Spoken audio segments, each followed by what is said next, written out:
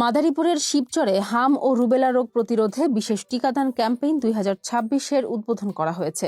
সোমবার 20 এপ্রিল সকালে উপজেলা স্বাস্থ্য কমপ্লেক্স প্রাঙ্গণে এই কার্যক্রমের আনুষ্ঠানিক উদ্বোধন করেন উপজেলা নির্বাহী অফিসার এইচ.এম. ইবনে মিজান।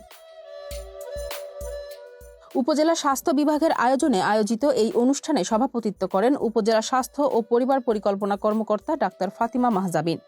এতে আরও উপস্থিত ছিলেন আবাসিক medical officer doctor Ibrahim Hossain, MODC doctor Tarikul Islam ও EPI কর্মকর্তা মোহাম্মদ সাইদুর রহমান সহ স্বাস্থ্য বিভাগের সংশ্লিষ্ট কর্মকর্তা, কর্মচারী, পেশাজীবী ও সাংবাদিক ও স্থানীয়রা। UNO HM. ইবনে মিজান জানান, ক্যাম্পেইনের আওতায় পুরো শিবচর উপজেলায় 31,496 জন শিশুকে টিকার আওতায় আনার লক্ষ্যমাত্রা নির্ধারণ করা হয়েছে।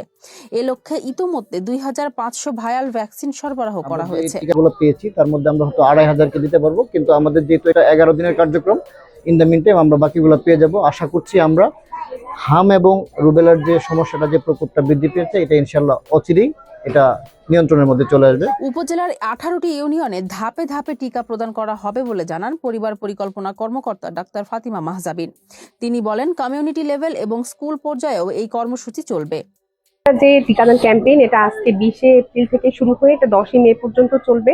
আমাদের টিকাদান কর্মসূচি মোট 11 দিন চলবে। 11 দিনের ভিতরে আমরা 8 দিন কমিউনিটিতে এবং বাকি 3 দিন বিভিন্ন শিক্ষা প্রতিষ্ঠানে টিকা প্রদান করা হবে।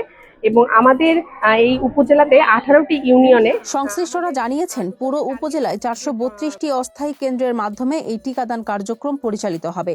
শতভাগ শিশুকে ধাপে ধাপে এই সেবার আওতায় আনতে জোর প্রচেষ্টা চালাচ্ছে উপজেলা স্বাস্থ্য বিভাগ। মানবকণ্ঠ ডেস্ক।